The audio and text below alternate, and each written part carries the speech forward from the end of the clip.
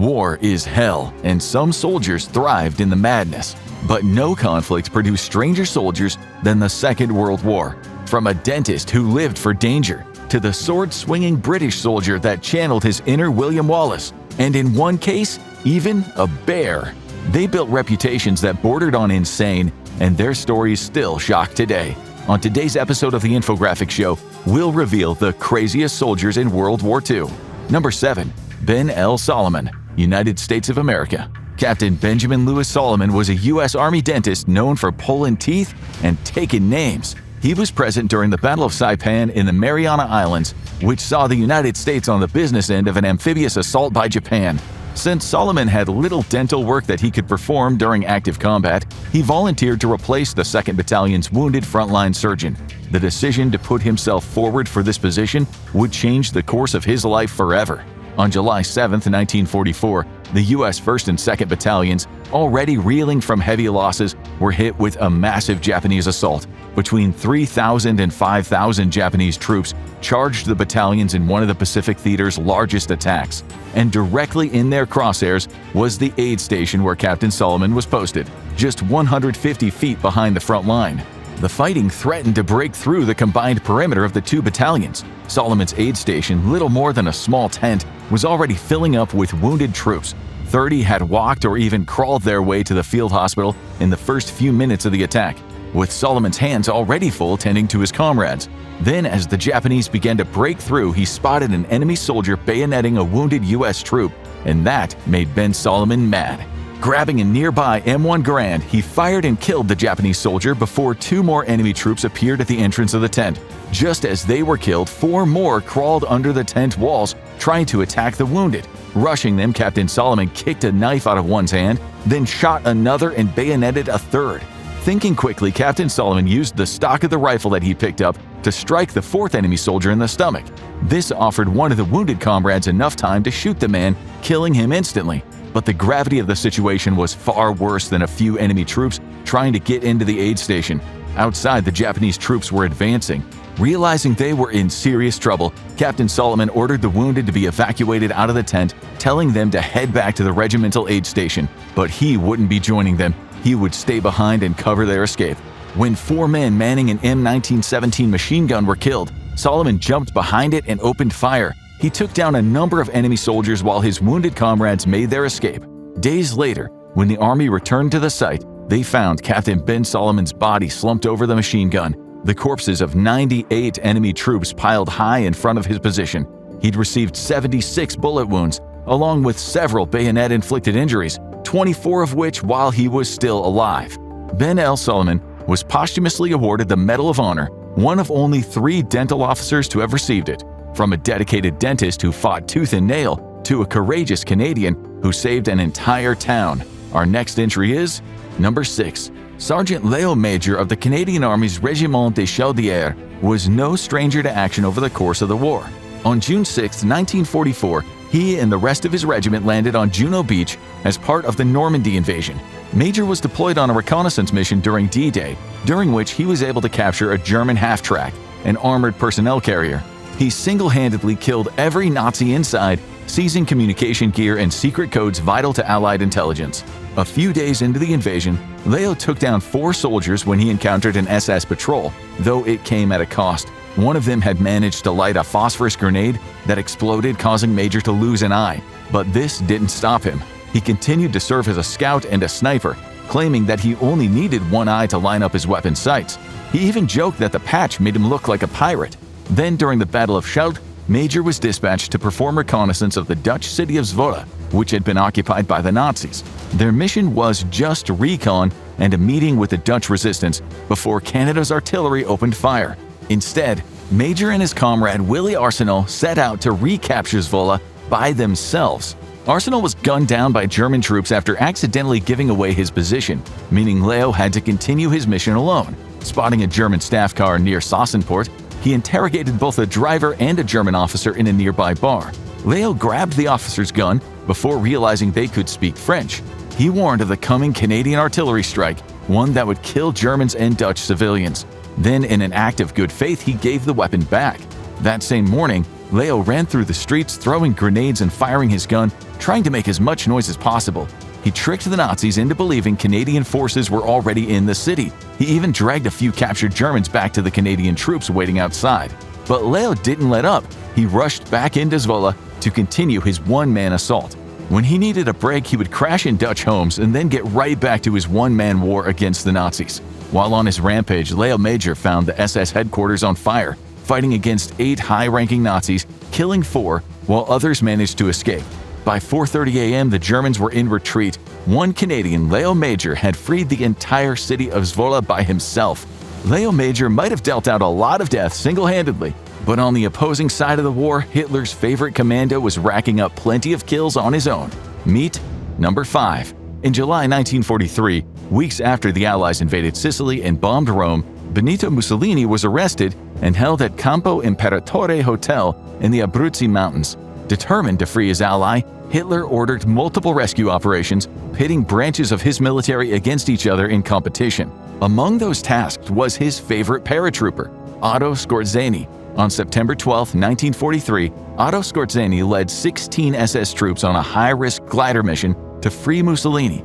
His team touched down first. While 2 paratrooper companies stormed the hotel, Skorzeny and his men overpowered the 200 carabinieri guarding Mussolini, without a single shot fired. 10 minutes later, he was escorting the Italian dictator out of the hotel.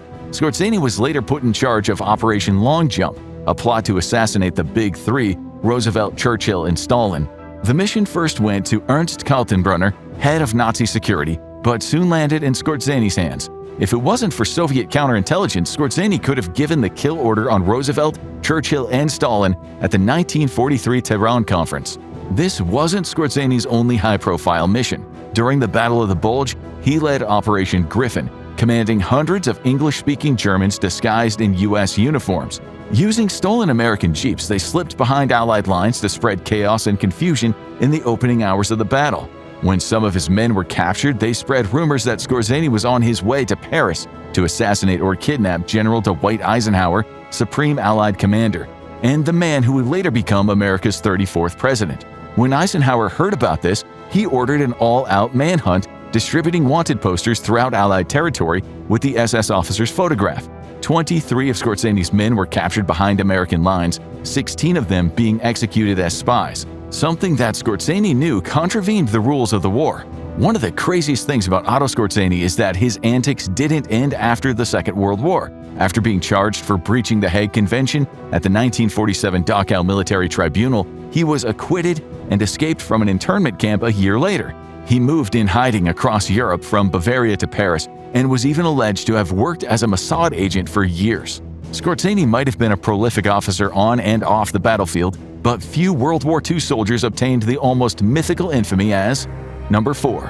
When talking about crazy actions during wartime, sitting for hours in freezing snow is up there. And that was how Corporal Simo Häyhä fought in Finland's Winter War of 1939 to 1940. The Soviets had invaded to create a buffer around Leningrad, but the brutal Arctic conditions of Northern Europe became a serious obstacle. An even greater one was Simo Häyhä.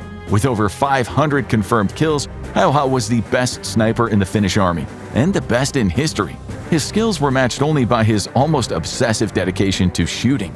He prepared obsessively, cleaning his rifle constantly, maintaining it before and after every mission, and relying on carefully chosen firing positions. Speaking of his weapon, Häyhä's rifle was basic. It didn't even have a telescopic sight. But Häyhä understood better than most that in the freezing Finnish weather, proper rifle maintenance was essential to avoid jamming.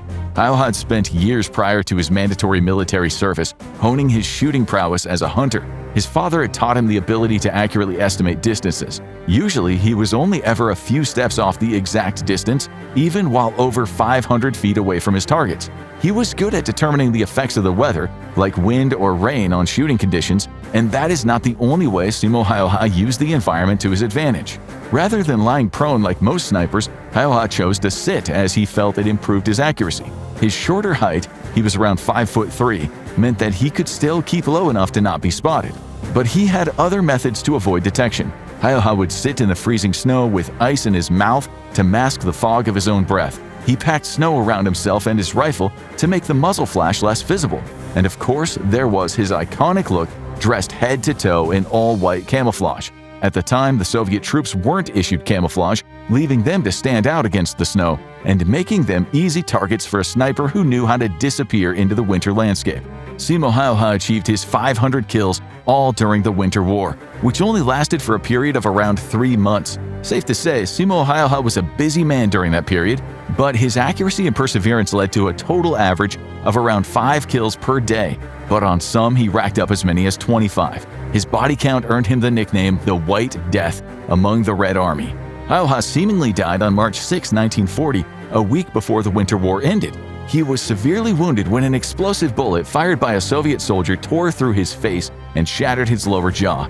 Believing him to be dead, Haoha was placed on a pile of corpses, only for someone to notice his foot was moving. The White Death was back from the dead. Rumors of Haoha's death spread through Finland and the Soviet Union until he regained consciousness a week later, the same day that peace was declared. When a newspaper mistakenly reported his death, Haoha wrote to the editor himself to set the record straight. The White Death certainly lived up to his name, but even Simo Haoha knew when it was time to hang up his rifle. But our next entry was so dedicated to the army he served, he kept fighting after the war had ended. Number 3. For a lot of the men who fought in World War II, the conflict never really ended thanks to the post-traumatic stress. But for one man, that statement was a little more literal. Hiro Onoda was just 20 when he joined the Japanese Army in 1942, following his family's military tradition. 2 years later, his life took a dramatic turn. On December 26, 1944, Second Lieutenant Onoda was ordered to lead a guerrilla mission on Lubang Island. At this stage of the war, the Japanese had occupied the Philippines and Onoda was assigned a special mission to destroy the island's only airstrip and the pier at the end of its harbor. Onoda was also tasked with destroying any enemy boats or aircraft that attempted to land on Lubang, and one key part of his orders were he was explicitly warned not to surrender under any circumstances. That was an order he followed almost too well. When Onoda arrived on Lubang in February 1945, higher-ranking officers stopped him from carrying out his mission. Weeks later, U.S. and Philippine troops retook the island. Japan's war was collapsing and most soldiers were dead or captured, but not Hiro Onoda. Joined by 3 surviving comrades, Onoda retreated into the mountains to evade the advancing Americans. From their hideouts, they carried out guerrilla raids on U.S. troops and even exchanged gunfire with local islanders and police. Onoda and his men scrounged together bananas, coconuts, even stealing livestock and rice to keep themselves fed. Search parties attempted to track them down and had no clue how to find these stealthy Japanese troops. On more than one occasion, Onoda and his comrades encountered Filipino villagers and attacked them, suspecting them to be enemy guerrilla fighters. Allegedly, they were responsible for the deaths of up to 30 civilians. Later that same year, the Second World War came to an end, but this didn't stop Onoda and his fellow holdouts. Locals would leave leaflets out there for the soldiers to find, declaring that the war ended on August 15th, come down from the mountains. But the guerrilla troops dismissed these as Allied propaganda. They even discovered a surrender order from General Tomoyuki Yamashita of the Japanese 14th Area Army. These were airdropped over the island in the hopes of making the soldiers come out of hiding. But Onoda's group decided it wasn't a genuine call for surrender. The other soldiers would meet their own unfortunate fates. One of them surrendered to Philippine forces in 1950, which Onoda considered an act of desertion. The other 2 perished, one in 1954 and the other in 1972. It wouldn't be until 2 years later, nearly a full 30 years after the Second World War ended, that someone was able to contact Hiro Onoda. A somewhat eccentric Japanese explorer, Norio Suzuki, had made it his life's goal to track down the committed soldier, and he succeeded. But even he couldn't convince him to stand down. Hiro would only surrender if he was formally relieved of duty by his former commanding officer, Major Yoshimi Taniguchi. The Japanese government was able to find Taniguchi and flew him out to the island. When the order was given, Onoda was still armed with a sword, a dagger, several grenades, and a fully operational service rifle with over 500 rounds of ammunition. Onoda had killed Filipinos and stolen from the locals for 30 years during this one-man guerrilla war, but the Philippine president pardoned him, ruling that he had genuinely believed World War II had never ended. The Japanese army offered to pay him for the extra time he had been in service, but Onoda refused. After years of isolation, he had become an overnight celebrity, publishing a best-selling autobiography about his experiences. Described by some as a serial killer, Hiro Onoda would live on to the ripe old age of 91, eventually passing away in 2014. From the last holdout of the Imperial Japanese Army to an iconically insane Englishman, Our next entry is number 2. Lieutenant Colonel John Churchill was so wild compared to his fellow British officers that he earned the nicknames Mad Jack and Fighting Jack Churchill. He was perhaps best known for saying that any officer who goes into action without his sword is improperly dressed. This was a sentiment Churchill clearly abided by, as he would go to battle carrying a literal Scottish broadsword, as well as a longbow and a set of bagpipes. Not exactly standard issue, but here's the even weirder part. Jack Churchill wasn't actually Scottish, he was English. Before the war, Mad Jack did it all: actor, model, newspaper editor, even an archer competing for Great Britain. But when the fighting broke out, Churchill was assigned to the Manchester Regiment and headed off to France with the rest of the British Expeditionary Force. Some accounts say Jack's first actions as an officer was killing a Nazi sergeant with his longbow. According to his son, it was the only confirmed longbow kill of the entire war, fired from a tower at an enemy soldier. However, Churchill himself cast aspersions on this claim, stating that his bows were crushed by a truck during the early days of the campaign. But he certainly did carry an unusual inventory of equipment, and he used his bagpipes to play the March of the Cameron Men while leading a charge in Norway. He would bring his broadsword, longbow, and pipes to the Salerno landing in Italy, and while leading a unit of British commandos in Yugoslavia.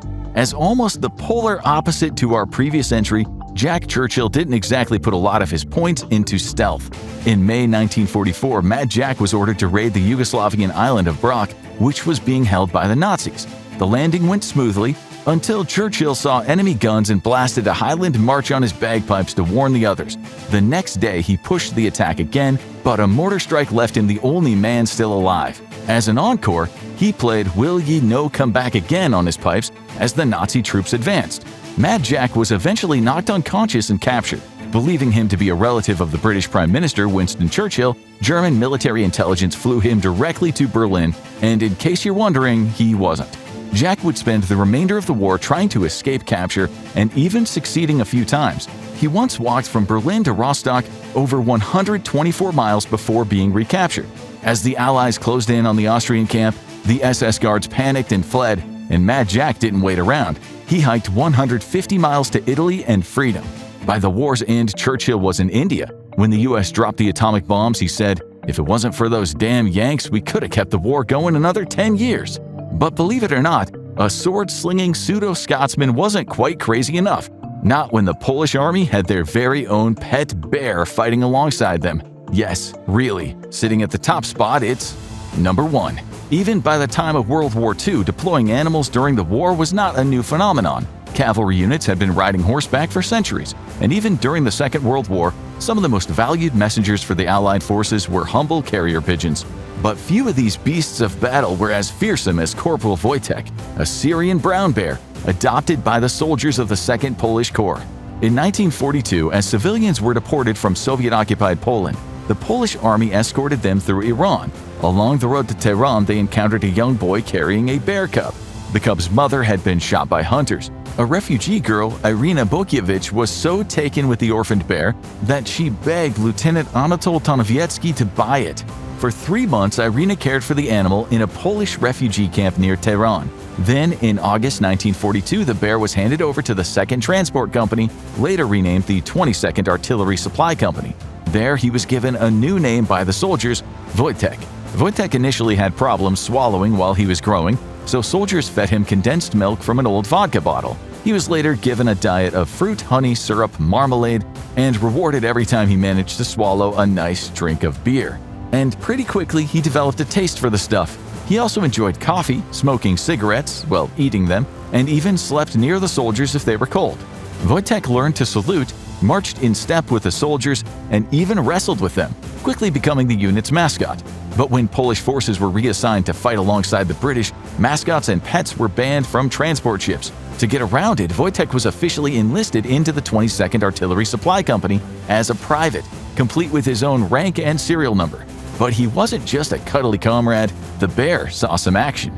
We can only imagine how terrifying it would be to see a 200-pound bear on the battlefield. But that is what ended up happening. During the Battle of Monte Cassino, Voytek was responsible for carrying several 100-pound crates of artillery shells to his unit, and he never dropped a single one. Some people have debated the accuracy of this story, but there is an account from at least one British soldier who recalled seeing a bear carrying crates of ammo. By learning to mimic the soldiers in his unit, Voytek was able to lift crates, sometimes doing the work of 4 men with ease. For his service, he was promoted to the rank of corporal, and he became something of a celebrity among the Allied forces. In his honor, the 22nd Company adopted a new official emblem, one that depicted a bear carrying an artillery shell. Those were some of the craziest soldiers of World War II, but the war itself was even more unbelievable. Watch 50 insane World War II facts that will shock you to uncover the wild stories you have never heard, or click on this video instead.